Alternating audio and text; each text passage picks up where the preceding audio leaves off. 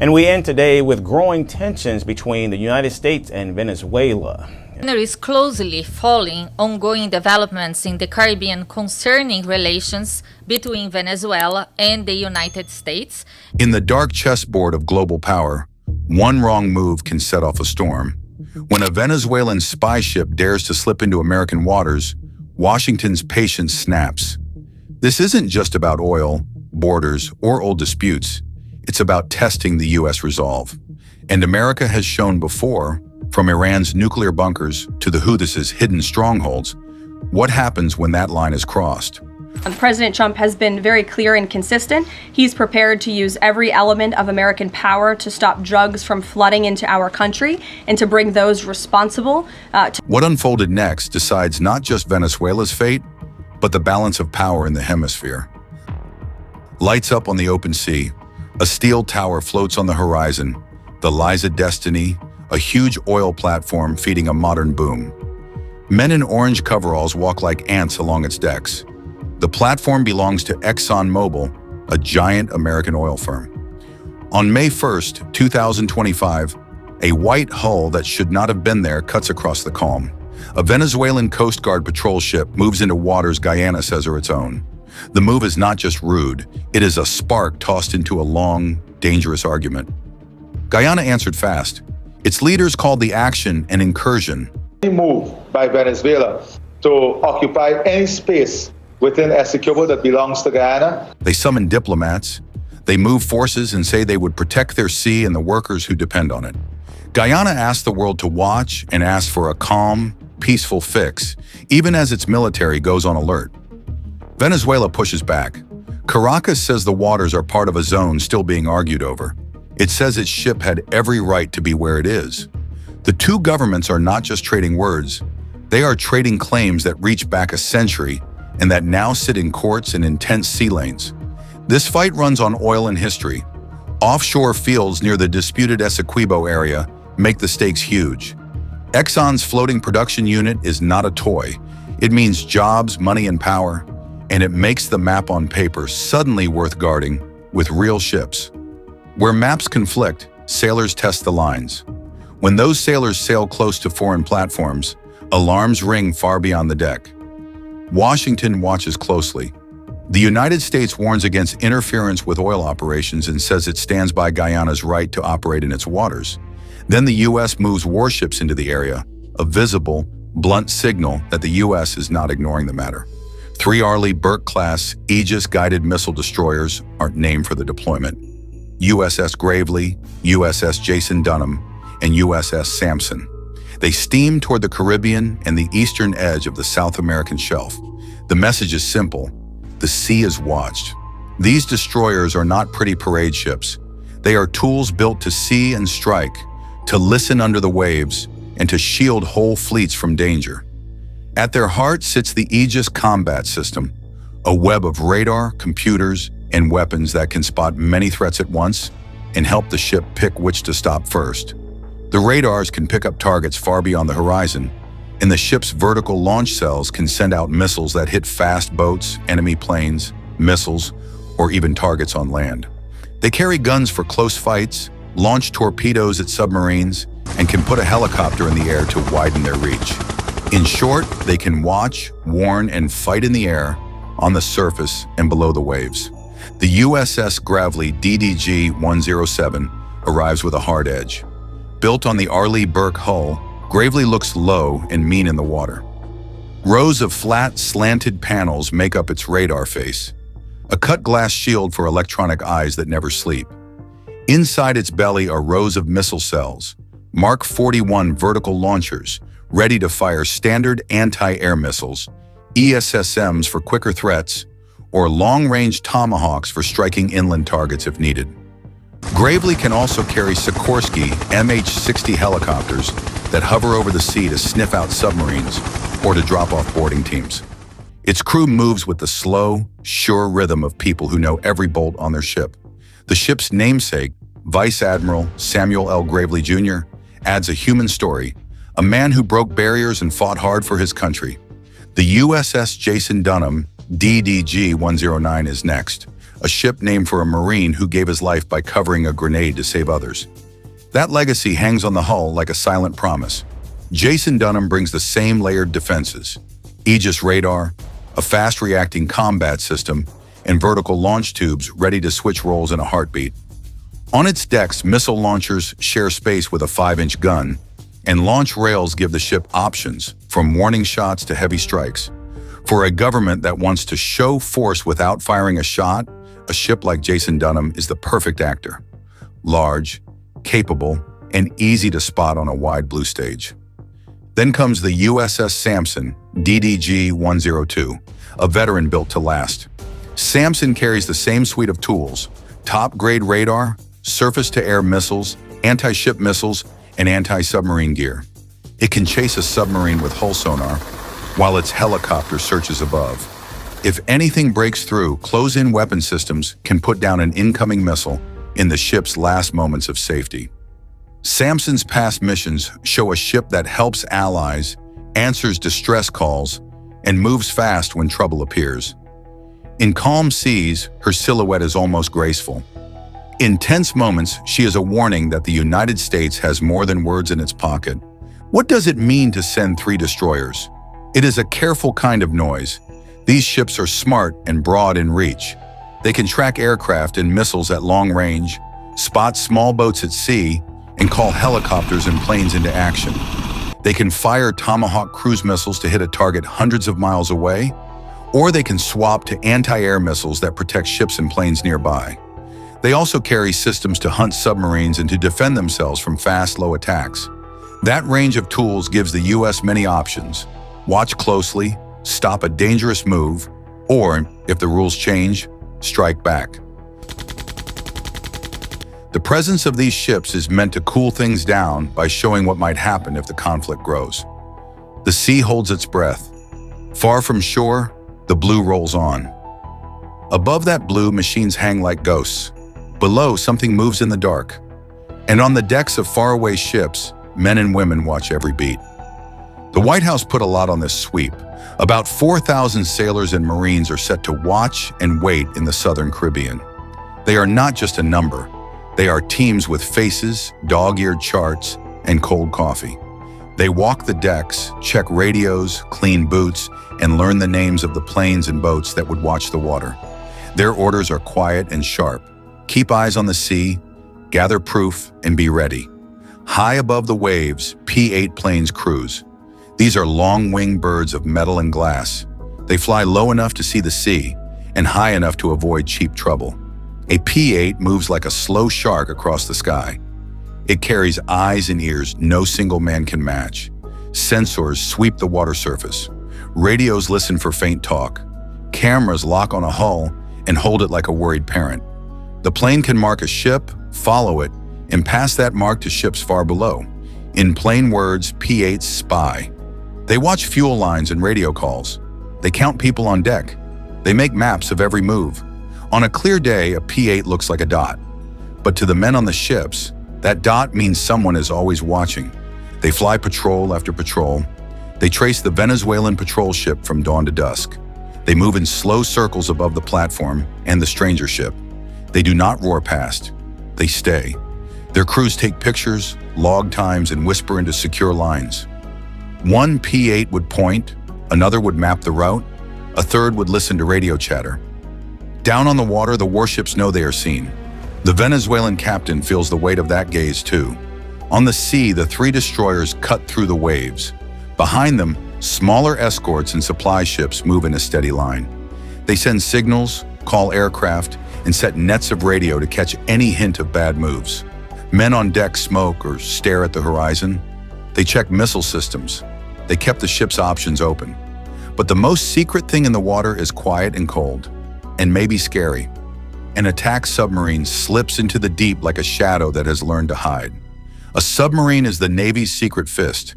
It can sit unseen beneath the waves. It listens. It hunts. If a ship up top makes a reckless move, the sub can be close enough to matter in seconds. The sub can trail a ship without it knowing. It can send warning signs. Or if the order comes, it can strike. Torpedoes and sometimes cruise missiles sit in its belly. Those are not for show. They are for the end of a story, if the story must end in fire. In this watchful net, the sub's job is simple. Find, follow, and be ready. If the Venezuelan ship tries to ram, to board, or to fire on the platform, the sub could surface, call in help, or, in a dire turn, carry out a strike on a clear target. The sub gives leaders quiet power. It makes an option that opponents do not see until it matters. That is why a sub under the waves can calm a fight above them. It whispers that the sea is not safe for violent games. This plan is not a single-day show. It is a long watch. For months, American planes and ships would patrol international airspace in international waters. They would not cross a border or step on a dock without cause. The plan was clear: operate where the law allows, gather the facts, show the flag, and be ready for orders. Men and women on those ships would take turns, sleep under pumps and radar, and log every move. They would keep a steady hand and a calm face. The naval assets are more than cameras and guns. They are a toolkit. They would gather intelligence, yes, photos, radio calls, and tracks. But they could also be a launching pad. If a decision was made in Washington, a hard legal decision, those ships and planes could carry it out. Missiles could be struck from afar. Aircraft would strike from above. Helicopters could drop off small teams. Submarines could launch missiles that fly for miles. That power sits on the decks like a silent promise. It is there if needed. Back in Caracas, the words are loud but not new. President Nicolas Maduro speaks to his people. He says Venezuela will defend our seas, our skies, and our lands. He calls the moves by the United States a sign of a declining empire, something the people can sneer at and rally against. The words are meant to make his mates feel safe. They are meant to show brass and bravado. But words only go so far when metal and glass point across a wide sea. Below the speeches, the Trump administration has another line of thinking. Mr. Trump puts a big focus on cracking down on drug cartels. He says this is part of a wider plan: limit migration, stop drugs, and make the border safer. To do that, the U.S. moves forces into the area for months. Warships are already used to help border security and to chase drug routes. The government calls some gangs terrorist groups. It steps up surveillance in the air over Mexico and the Caribbean to learn how these cartels move men and drugs. In short, this mission ties to old fights into new ones. That mix of aims, oil, maps, drugs, and politics makes the water around the platform tense. A move means different things to different people. For Guyana, it is about guarding a project that can shape a country's future. For Venezuela, it is about claims and pride. For the United States, it is about keeping a seat at the table and protecting partners. For the men in the sub and on the planes, it is a simple rule: watch well, act only on clear orders, and do no harm that is not needed. Seeing the U.S. closely monitoring the Venezuelan warship, you might remember similar pictures. A big Russian frigate and a low, dark submarine moving into Havana's harbor. The ships passed old stone forts. Cuba greeted them with cannon fire. Diplomats waved. It looked like a show, not a secret trip. The two Russian ships that drew the most eyes were the Admiral Gorshkov frigate and the nuclear-powered submarine Kazan. Both are modern and built to carry heavy weapons. Russia said the ships were there after missile drills in the Atlantic. It said the visit was routine, but the ships were not ordinary. Russia has pushed new missiles into service that worry many military planners. Names like Zircon and Kaliber came up in news reports. Fast missiles that can fly long distances and hit ships or land targets. That fact changed the tone. What might have been a friendly visit looked also like a display of new power. The United States watched closely. U.S. officials said they did not see an immediate threat. At the same time, the U.S. kept sensors on the ships and sent its own vessels and subs into the wider area. Monitoring in this case meant two things: public words saying, "We see this," and quiet actions that made sure Washington really did see everything. The U.S. does not always announce every move, but when big Russian warships came near the Americas, the U.S. made clear it would track them. Why watch so closely? Because modern warships and subs can carry weapons that strike far away. A frigate like the Admiral Gorshkov can launch cruise missiles. A modern nuclear sub like the Kazan can move under the water, unseen, and carry cruise missiles or torpedoes that are hard to stop. When such ships show up close to another country, leaders worry about warning time. They worry about the sudden change in the balance of forces. That is why monitoring is not just curiosity. It is part of keeping a deck of options open. The U.S. used both words and moves to respond to the Russian visit. Officials said they were watching and asked for calm. At the same time, U.S. naval units were active nearby. One U.S. attack submarine was noted to have been close to the region as the Russians arrived. The U.S. kept its watch even while saying it did not expect an attack. That balance, say you are calm while quietly preparing, is how big powers often act when one side wants to show strength. For Russia, the visit did two jobs. First, it showed that Moscow can move big, modern ships to far seas. That sends a message at home and abroad. Russia can still reach places far from its ports. Second, it opened a public stage. People in Havana saw the ships, photos were shared, and the visit made the news worldwide.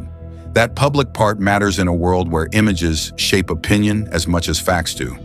For the U.S., wherein the visit was a test of vigilance, the Pentagon's reply was to keep eyes on the sea and keep forces ready to act if needed. Analysts and officials compare this to Cold War-style shows of force. Big moves meant to make an opponent think twice. But the modern answer is layered. Tracking radar, spy planes, ships on the surface, and quiet subs below. These tools build a live picture of what Moscow is doing. That picture helps leaders pick the next step without panic.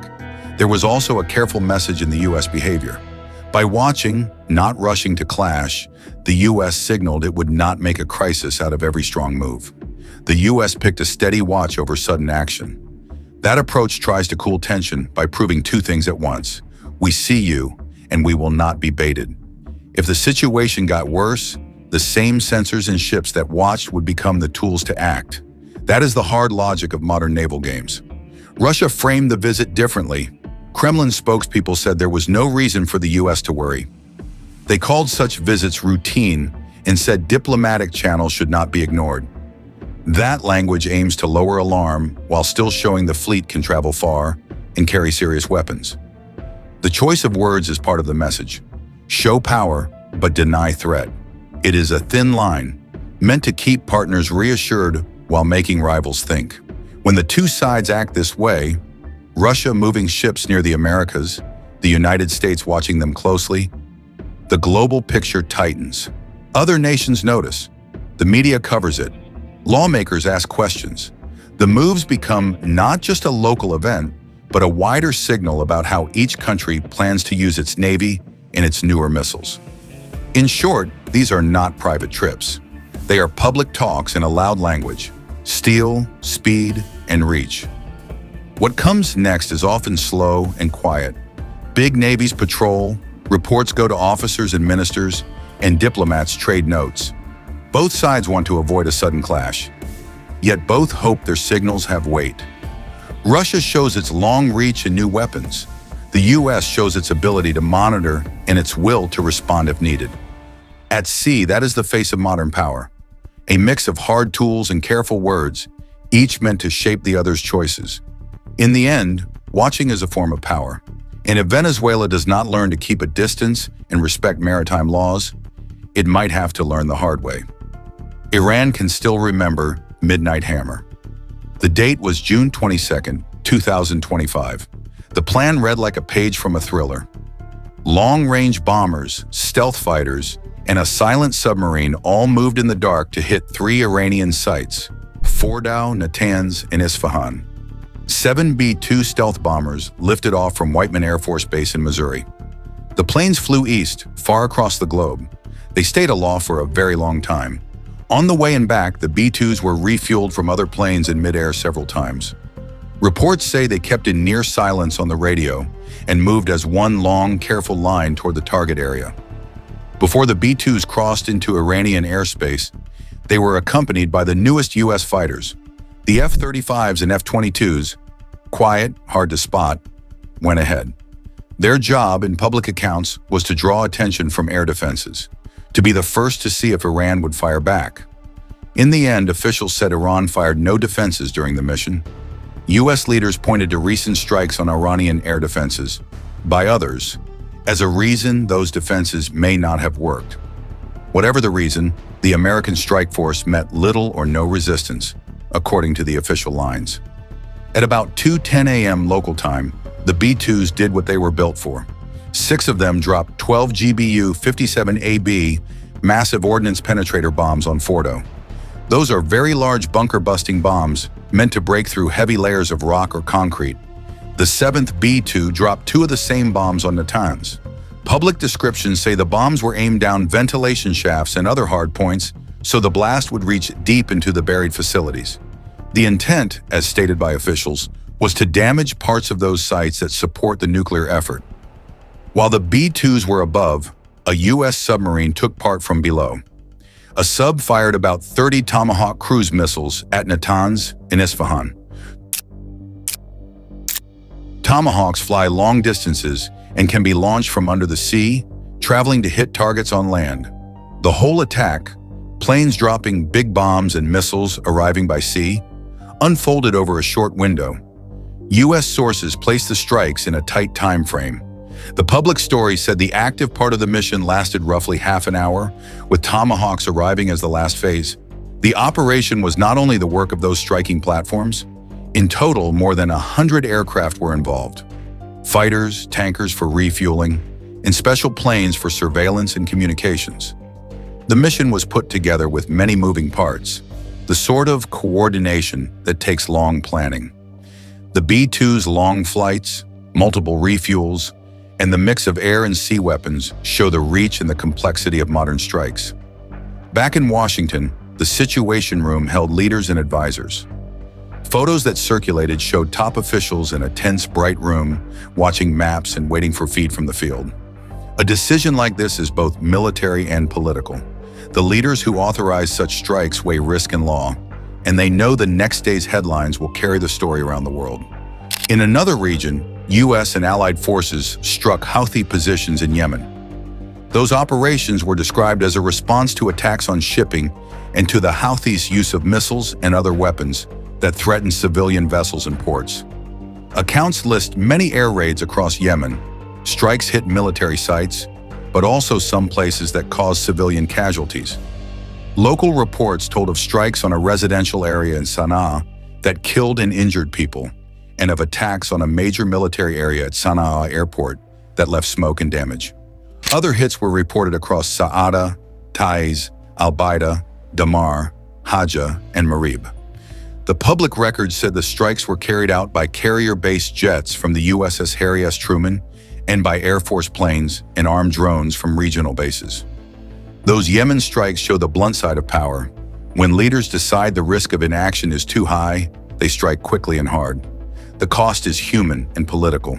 Reports of civilian deaths and damaged infrastructure bring protests, questions in parliaments, and diplomatic notes across the region.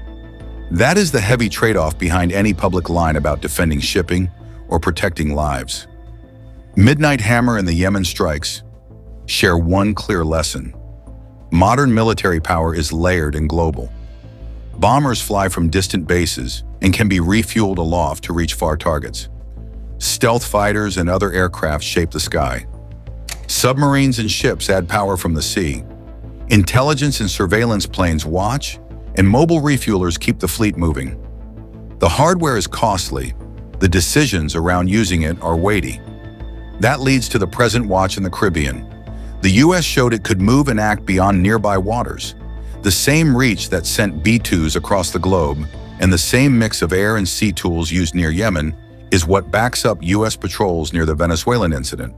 The aim this time may be to deter, to gather proof, and to keep options ready. Options that leaders say they will use only after long thought and legal checks.